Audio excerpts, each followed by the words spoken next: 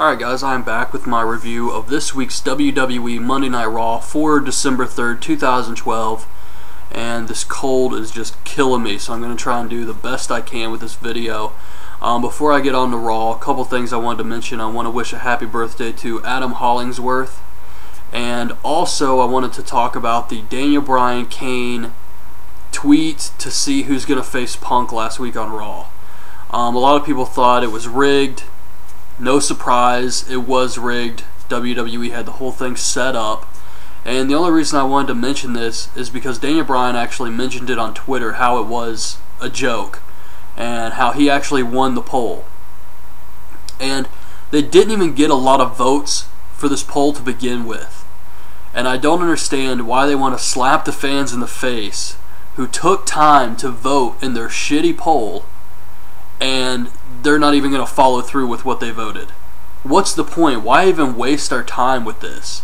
But you know, only die-hard fans are really going to try and take part in this poll, and to not even go with their results is just a huge waste of time. Nobody cares about this. I think it was a little over 1,000 votes, and they didn't even follow through with the payoff.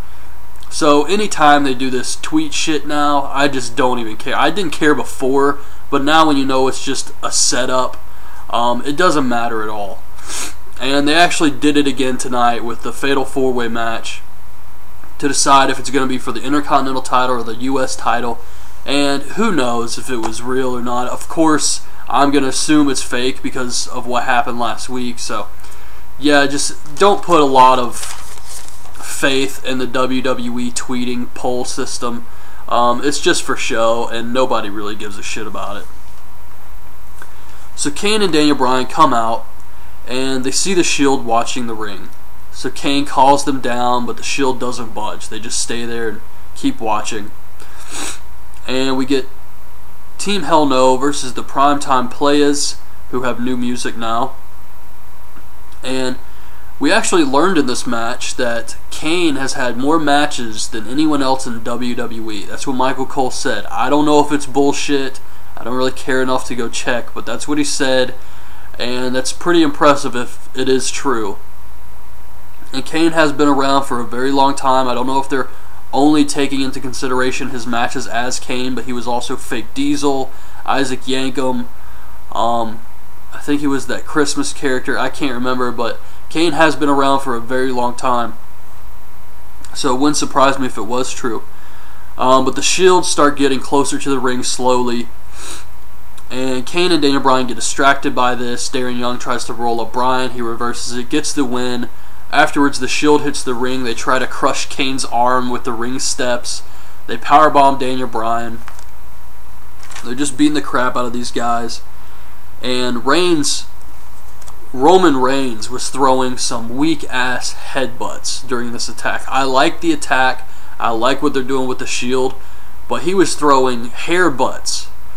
His face was like this far away from Kane's body, and he was throwing these weak headbutts and just slapping him with his hair. It looked terrible. Then we get a promo with Cena and Sheamus about their tag match later. It was funny. AJ versus Tamina. Tamina destroys her, sets her up for the splash. AJ rolls her up, gets the win, and escapes. Punk and Paul Heyman come out. This was a great segment. Punk was really just firing on all cylinders here. And they talk about Punk's title reign. Punk goes off on the fans, says, if you don't like it, leave my arena.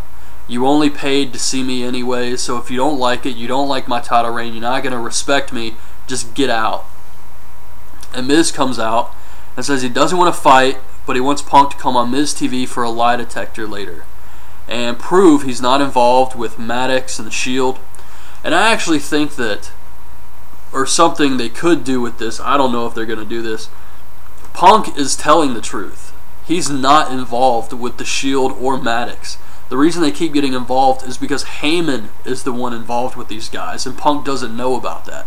So when Punk says, I'm not involved, he's telling the truth. At least that's what I thought. And I thought they were going to prove that with the lie detector segment, but it didn't get that far. But I just thought that would be interesting. Plus, Heyman was the one who went to talk to Maddox backstage a few weeks ago, and it would make sense that Heyman's working with these guys to keep Punk champion. But Punk doesn't know this. So Cena and Sheamus versus Dolph and Big Show. Sheamus hits white noise on Big Show. Cena hits the AA on Dolph for the win. Typical match burying both heels. Damien Sandow comes out for another one of his segments where he's going to pick a fan to be his apprentice. I love these segments. Of course, the fan gets the last question wrong, so Sandow insults him. Santino comes out, tries to ask Sandow some questions. They start fighting. We get Santino versus Sandow. Sandow wins with a neck breaker. I didn't really care much for the match, but I really did like the segment with Damien Sandow. I'd like to see him do this every week. Dolph asks Vicky for a rematch with Cena at TLC. She agrees, and then we see Maddox is in her office. And he asks if she's going to let him have another match. She says, yeah, I'll give you a match, and if you win, you get a contract. And Maddox was acting really strange here. He says, so who's my opponent? She says, you have to wait and see. And he's like, okay. He was acting really strange, but I liked it. I really like Maddox. I think he's got a lot of potential.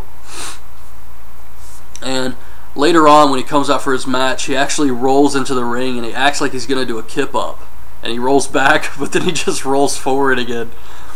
I thought that was awesome. Sin Cara versus Del Rio. Del Rio wins with the armbar. Okay match, I guess. Vince is here and wants to talk to Vicky. So Vince and Vicky have their segment. He has Vicky make the Dolph Cena match a ladder match for Dolph's briefcase. And Vicky says that's not fair, because it's not. And Vince says it wasn't fair of you and Dolph to run around pointing fingers at Cena and AJ, even though he fired AJ over the same thing.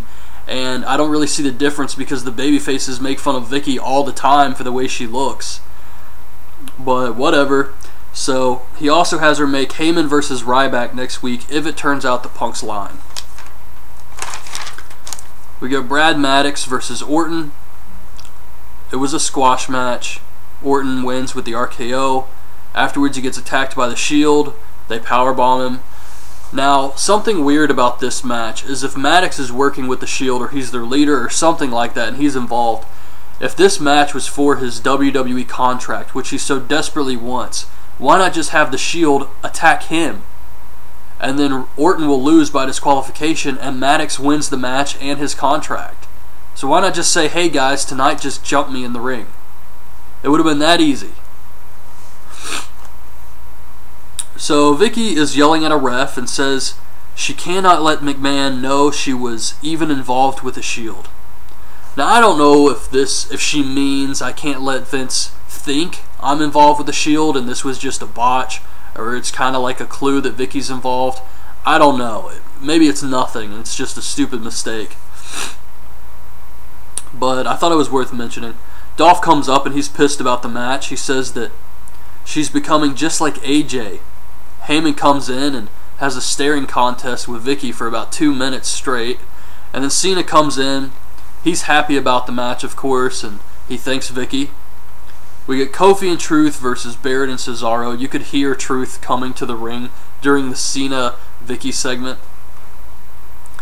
But Teddy Long comes out and turns the tag match into a fatal four-way for the Intercontinental title or the US title. Fans have to tweet, all that shit. This actually ended up being a good match. I really like this match. Probably the best match on this show. Barrett hits Truth with the Bullhammer. Kofi hits Trouble in Paradise on Barrett. And Cesaro hits the Neutralizer on Kofi for the win. So Cesaro keeps his US title. Now it's time for the Miz TV lie detector segment. Miz and Punk go at it back and forth on the mic. And I think Miz got legit pissed off because there was one part where Punk said Miz should have paid more attention in wrestling school. And Miz seemed offended by this, like legit. And then Punk said, ask me if Miz sucks, see if I'm lying. And Miz says, I don't suck, but your mother does. Oh, and I don't know, it just seemed like he was really pissed off at CM Punk because there has to be some legit heat between the two of them after the things Punk has said about him. But Miz asked about Maddox and the Shield. The Shield hits the ring. They powerbomb Miz. Team Hell No comes out. They beat them up too. Then Ryback comes out. Ryback and Team Hell No start to fight off in the crowd. CM Punk gets back in the ring and kicks the Miz out. And then when he turns around, Ryback's in the ring. Shell shocks him. He hits Punk with a ladder, hits him with a chair, and powerbombs Punk through a table to end Raw. So overall, it was kind of an average show. I like what they're doing with the Shield, though. I think these guys have a ton of potential. The only problem is it's going to start feeling stale if they don't do something new with these guys. Maybe have them cut another promo next week, hopefully. But something. I personally don't mind them laying people out and then trying to build them up, but I just know that if they do this again another week, people are going to be complaining and saying these guys need to do something new. So it's probably best for WWE to have them do at least something a little bit different next week. But I still like the Shield. I think it makes Raw interesting. And I like the way they open the show with the Shield attacking. And this is exactly something the Ring of Honor needs to do with Scum, is have them feel like they have a presence on the show. And the Shield has that presence. You never know when they're going to attack. They were all over Raw. So I thought this was good. And hopefully next week's show is just as good to start building towards TLC some more. And Ryback Punk could be a good match. I do expect the Shield to be involved though, but we'll see where they go from there. So anyways, that's my review of this week's Raw. Hope you guys liked the video. Leave your thoughts on this week's show in the comments, and thanks for watching.